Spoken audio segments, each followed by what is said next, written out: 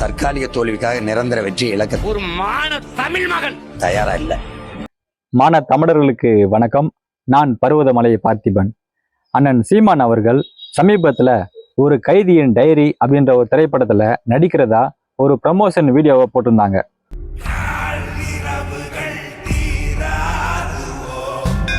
Kannan Ravi group அப்படின்ற ஒரு production கம்பெனியில இயக்குனர் சுசீந்திரன் நீர் பறவை போன்ற வித்தியாசமான சமூகத்திற்கு நல்ல கருத்துக்கள் சொல்லக்கூடிய திரைப்படங்களை கொடுக்கிற தமிழ் சினிமாவில் ஒரு முக்கியமான இயக்குனர்னா சுசீந்திரன் சொல்லலாம்.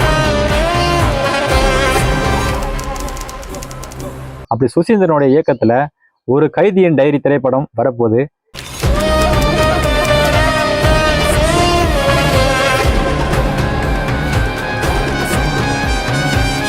ஐயா கே பாக்கியராஜ் அவருடைய மகனான சாந்தனு அவர் தான் இந்த படத்தோடைய கதாநாயகனே. சாந்தனு பாக்கியராஜ் அவர்கள் கூட சேர்ந்து அண்ணன் சீமானும் ஒரு முக்கியமான கதாபாத்திரம் இந்த திரைப்படத்துல செய்யறாரு. அதுல வில்லன் கதாபாத்திரமா என்னன்னு தெரியல. இந்த படத்துல ரெஜிஸ்டர் ஆபீஸ் சார் பதிவாளர் அலுவலகம் காட்டுறாங்க.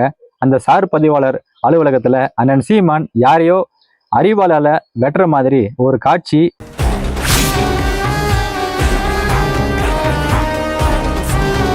ஒரு வரைஞ்ச சித்திரத்தை உருவமா மாத்தினா எப்படி இருக்குமோ அப்படி அண்ணனை காட்டியிருந்தாங்க. இதை பார்த்துட்டு நம்ம முதலமைச்சர் ரசிகர்கள் வழக்கமாக அந்த வீடியோவோட கமெண்ட் செக்ஷன்ல போய் புலம்ப ஆரம்பிச்சுட்டாங்க. என்னென்ன புலம்புறாங்க தெரியுமா? ஏங்க நீங்க தானே சொல்றீங்க சினிமாவில் தலைவனை தேடாதீங்க, திரையில தலைவனை தேடாதீங்க, தரையில தலைவனை தேட சொல்லக்கூடிய நீங்களே இப்படி திரைப்படத்தை நடிக்கலாமா அப்படின்னு கேட்கறாங்க. இவங்க திரைப்படத்தையும் அரசியலையும் ஒரு தீண்டாம மாதிரி பாக்குறாங்க. இந்த மாதிரி போக்க தான் நாம தப்புன்னு சொல்றோம். திரைப்படம் வேற அரசியல் வேற அப்படின்னு கிடையாது. திரைப்படம் ஒரு தொழில்.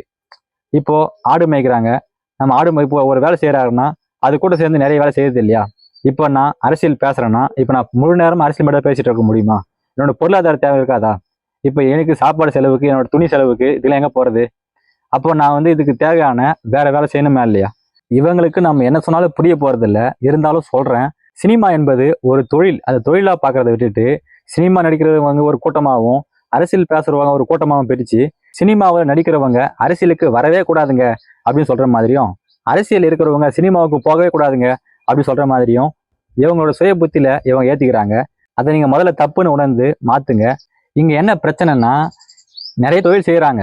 இப்போ மண்பானை செய்யறாங்க, கரும்பு வெட்டுறாங்க, வீடு கட்டுறாங்க, இப்படி பலதரப்பட்ட தொழில் செஞ்சாலும் அந்த தொழில் மூலயமா நம்மளால பிரபலம் அடைய முடியல. ஏன்னா உள்ளூர்ல பிரபலம் அடையலாம். இவர் நல்லா வேலை செய்வாருப்பா, இவர் நல்லா வீடு கட்டுவாருப்பா, இவர் நல்லா பானை செய்வார்ப்பா, இப்படி நம்மளுடைய சேவை மூலமா உள்ளூர்ல பிரபலம் அடையலாம். இதை தாண்டி உலகம் முழுக்க பிரபலம் அடையறதுக்கு நம்மளால அந்த தொழில் மூலயமா முடியாது. ஆனா சினிமாவில் மட்டும்தாங்க நம்ம எளிதாக பிரபலம் அடைய முடியுது. வெகு சீக்கிரமாகவே உலகம் முழுக்க உள்ள ரசிகர்களை கவர்ந்து நமக்குன்னு ஒரு ரசிகர் பட்டாளத்தை உருவாக்க முடியும். ஆனா மற்ற தொழில் செய்யறவங்களால அது போல ரசிகர் பட்டாளத்தை உருவாக்க முடியாது. புரியுதுங்களா?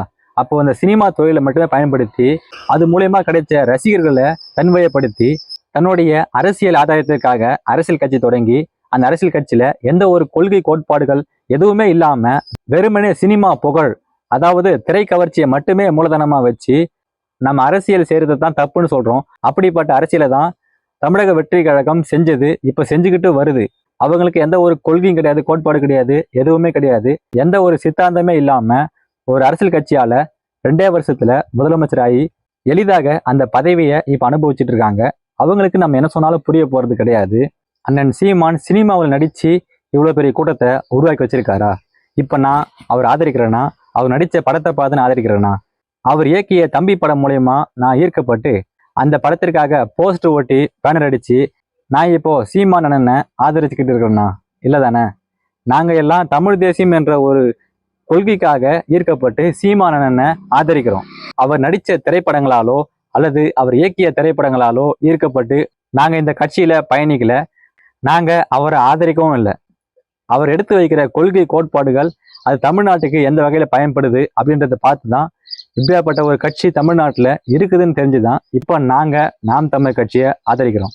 அதனால நாம் தமிழ் கட்சியை ஆதரிக்கிறவங்க எல்லாருக்குமே தெரியும் சீமான் அண்ணன் என்ன சொல்ல வராருன்னு. இவங்களுக்கு இந்த தீண்டாமையை சொல்லி கொடுத்ததே முதலமைச்சர் விஜய் அவர்கள் தான். அவர் அரசியலுக்கு வர்றதுக்கு முன்னாடி நான் சினிமா விட்டுட்டு முற்றிலுமே வரப்போறேன், சினிமாவில் ஜனநாயகன் தான் என்னோட கடைசி படம், அவருடைய சினிமா வாழ்க்கையையும் அரசியலையும் அவர் பிரித்து பார்க்க ஆரம்பிச்சாரோ அதே அவருடைய ரசிகர்களும் இப்போ பார்த்துட்டு இருக்காங்க. அரசியல் வேற சினிமா வேற போல இருக்குது, அப்போ அரசியலுக்கு வந்துட்டா சினிமாவில் நடிக்கக்கூடாது போல இருக்குது அப்படின்னு சொல்லிட்டு அவங்க நினச்சிக்கிட்டு இருக்காங்க. அப்படி கிடையாதுங்க. இப்போ முதலமைச்சராக விஜய் அவர்கள் இருக்காங்க, அதனால அவர் சினிமாவில் நடிக்கக்கூடாதுன்னு ஏதாவது சட்டம் இருக்குதா? இல்லை, அவங்களுக்கு பிடிச்ச வேலையை நேரம் இருந்தால் செய்யலாம், புரியுதுங்களா? அப்படிதான் சீமான் அண்ணன் அவருக்கு பிடிச்ச வேலையை இப்போ நேரம் இருக்குது செய்கிறாரு. அதனால இதில் கேள்வி கேட்பதற்கோ குறை சொல்வதற்கோ எந்த ஒரு காரணமும் கிடையாது. சினிமா என்பது ஒரு கலை. அந்த கலையில நம்மளால மக்களுக்கு நிறைய கருத்துக்களை எளிதாக கொண்டு போய் சேர்க்க முடியும். அதனால அதை ஒரு கருவியாக பயன்படுத்தலாம். இந்த சினிமா மோகத்தில் இருக்கிற மக்களுக்காக நம்ம என்னதான் கத்தி கத்தி பேசினாலும் புரிய போகிறது கிடையாது. அதனால அண்ணா, உங்களுக்கு பிடிச்ச வேலையை நீங்க விருப்பப்பட்ட மாதிரி செய்யுங்கன்னா, சீமான் அண்ணனுடைய இந்த முடிவை நான் ஆதரிக்கிறேன். அவர் இன்னும் இது போல நிறைய திரைப்படங்களை கொடுக்க வேணும். மக்களுக்கு நல்ல கருத்துள்ள நல்ல பயனுள்ள நிறைய திரைப்படங்களை கொடுத்து மகிழ்விக்கணும். அண்ணன் சீமான் அவர்களுடைய இந்த முடிவை பற்றின உங்களது கருத்துக்களை இந்த காணொலியின் கருத்து பக்கத்தில் தெரிவிக்கவும். நன்றி, வணக்கம். அச்சத்தை முதல்ல கைவிடுங்க. அஞ்சுவதும் அடிபணிவதும் தமிழன் பரம்பரைக்கே கிடையாதுங்கிற அந்த